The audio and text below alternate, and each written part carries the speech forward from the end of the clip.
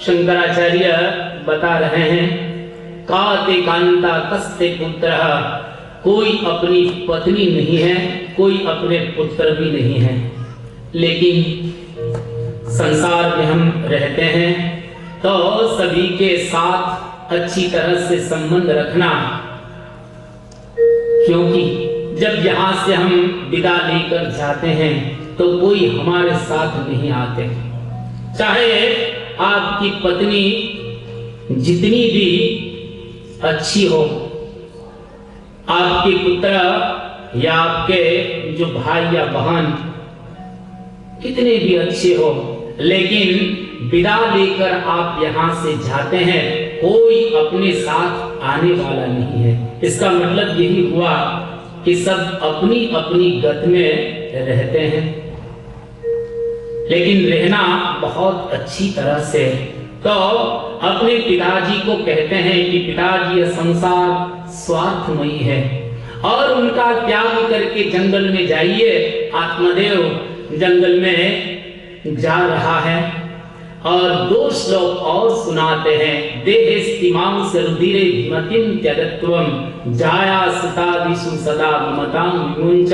हे पिताश्री, शरीर में मैं भाव और परिवार में जो अपना भाव है उनका त्याग करके जगत को क्षणभंगुर समझकर, इस जगत क्षण स्थायी है, एक क्षण रहने वाला यह जगत है, क्योंकि अब बाद में जो क्षण आने वाली है उनके बारे में हम कुछ नहीं बता सकेंगे। मान लीजिए एक मिनट में या एक क्षण में अर्थक्वेक हो तो, भूकंप हो तो, मैं कथा कहता हुआ और आप सुनते हुए हमें यहां से जाना पड़ता है। भुज में जब भूकंप हुआ, सिर्फ 1 मिनट का भी नहीं था, 1 मिनट में 50,000 लोग चल बसे। मद्रास में जब सुनामी आई, उसी वक्त सिर्फ 2 या 3 मिनट का ये सुनामी था, उनमें 40,000 से ज्यादा लोग चल बसे। इस क्षण स्थायी ये जगत है। पिताजी को कहते हैं कि पिताजी, पांडव भी कहां हम देखते हैं, कौरव भी कहां देखते हैं। जिसके लिए वे लोग लड़ते थे वह दिल्ली की गद्दी पर आज नरेंद्र मोदी बैठे हैं। न पांडव रहे न कौरव रहे। जिस गद्दी के लिए जिन्होंने बहुत युद्ध किए, वह सब गद्दी छोड़ छोड़ यहाँ से चल बसे। इसलिए हमारे महापुरुष बहुत सुंदर बात बताते हैं। गया बधा पांडव कौरवों ये, जो जात वो शेष नर कोई। गया बधा पांडव कौरवों ये, जो जात वो शेष नर कोई। गया बधा पांडव कौरवों ये, जो जात वो शेष नर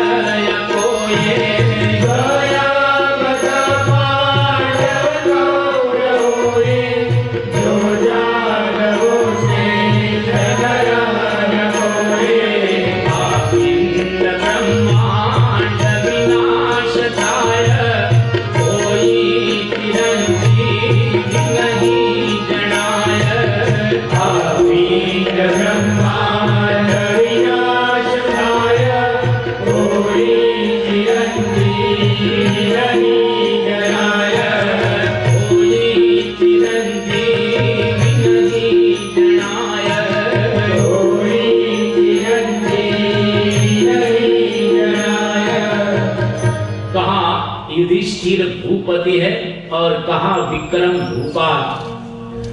कीरत जग में रह गई सबको खायो काल। यहाँ विक्रम और युधिष्ठिर दिखाई नहीं देते हैं, इसलिए अपने पिताजी को कहते हैं कि पिताजी देहेस्तिमां सरुधिरे विमतिं त्यजत्वं जाया सुतादिषु सदा ममतां विमुञ्च पश्यानिशं जगदिदं क्षणभंगनिष्ठं।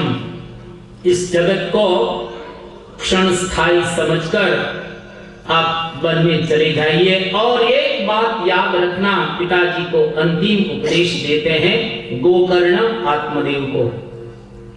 धर्मं भजस्व सततं त्यज लोक धर्मान् सेवस्व साधु पुरुषान् जहि काम तृष्णाम् अन्यस्य दोष गुण चिंतनमास मुक्त्वा सेवा कथा रसमहो नितराम पिबत्वम्। हे पिताश्री, धर्म की आराधना करना, धर्मो ही परमा गति महाभारत में कहा। धर्म एकः सहाय्यः पारलौकिकः। जब यहाँ से विदा लेकर हम जाएंगे, कोई धन संपत्ति अपने साथ ले जाने वाले नहीं हैं। धीरूभाई अंबानी रिलायंस के मालिक जब यहाँ से विदा लेकर गए तो उसी वक्त उनके पास 65,000 करोड़ थे। एक भी पैसा धीरूभाई अपने साथ नहीं ले गए, तो हम क्या ले जाएंगे? वे यहाँ से कुछ लेकर नहीं गए तो हम भी यहाँ से कुछ लेकर जाने वाले नहीं है। इसलिए पिताजी को कहते हैं कि पिताजी, धर्म संपादन करना, ज्ञान सुनना, भक्ति करना और जीवन में वैराग्य दृढ़ करना, इतनी बात बताकर पिताजी को कहते हैं कि पिताजी, साधुओं की सेवा करना, भोगों में जो लालसाएं हैं उनका त्याग करके योग की इच्छा रखना, दूसरों का गुण और चिंतन उनमें अपनी वृत्ति को उठाकर भगवत सेवा करना और भगवान की कथा सुनना। बस इतनी बात अपने पिताजी को बताते हैं और आत्मदेव अब वन में गए। उसी वक्त गोकर्ण जो छोटा पुत्र, उन्होंने अपने घर का त्याग कर दिया।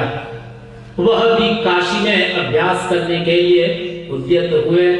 अब धुंधुकारी अकेला ही घर में रहता और हर दिन 5 वेश्याओं के साथ विषय का उपभोग करते हैं। एक बार बहुत बड़ी धन संपत्ति लूट कर लाया धुंधुकारी। वेश्याओं ने सोचा कि ये बड़ी संपत्ति लूट कर लाए हैं तो शायद उनको मृत्यु दंड होगा, तो वे तो मरेंगे ही, लेकिन साथ साथ हमको भी मरना पड़ेगा। इसलिए आज ही ये धन संपत्ति लेकर हम यहाँ से चले जाइए और इस जो धुंधुकारी है उनको खत्म करके, उनको मार के यहाँ से हम भाग जाएंगे। अपनी पर्यंक पर वह सोता हुआ धुंधुकारी उनको 5 वेश्या ने मार डाला। जो लोग पापी हैं वो जल्दी मरते नहीं हैं, जो पुण्यशाली हैं वो तुरंत मर जाते हैं। पापी को मारना बहुत मुश्किल, और समाज में हम देखते भी हैं जिन्होंने बहुत पाप किए हैं उनकी मृत्यु देरी से होती है। जो पुण्यशाली होते हैं उनकी मृत्यु जल्दी होती है, क्योंकि भगवान उनकी प्रतीक्षा करते हैं कि आ जाइए, तेरे लिए मेरा धाम अब मौजूद है, इसलिए मैं तुझे जल्दी से जल्दी लेने के लिए उद्यत हूं। और पापी को जाने में बहुत देरी लगती। भगवान प्रतीक्षा करते हैं कि शायद उनके पाप मिट जाए। तो धुंधुकारी बहुत पापी थे, उनको 5 वेश्या ने मार डाला, लेकिन अंतिम उनकी इच्छा वेश्या का उपभोग करने की हुई। इसलिए यहाँ बताते हैं जो अंतकाल में आप जो विचार के साथ विदा लेकर जाते हैं, वही विचार दूसरे जन्म में आपको भुगतना पड़ता है।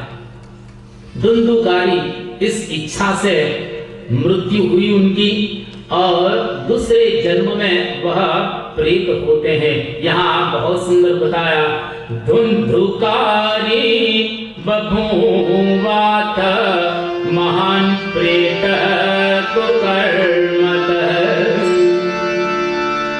धुंधुकारी ने बहुत कुकर्म किए जिनकी वजह से वह प्रेत यानी भूत हुए।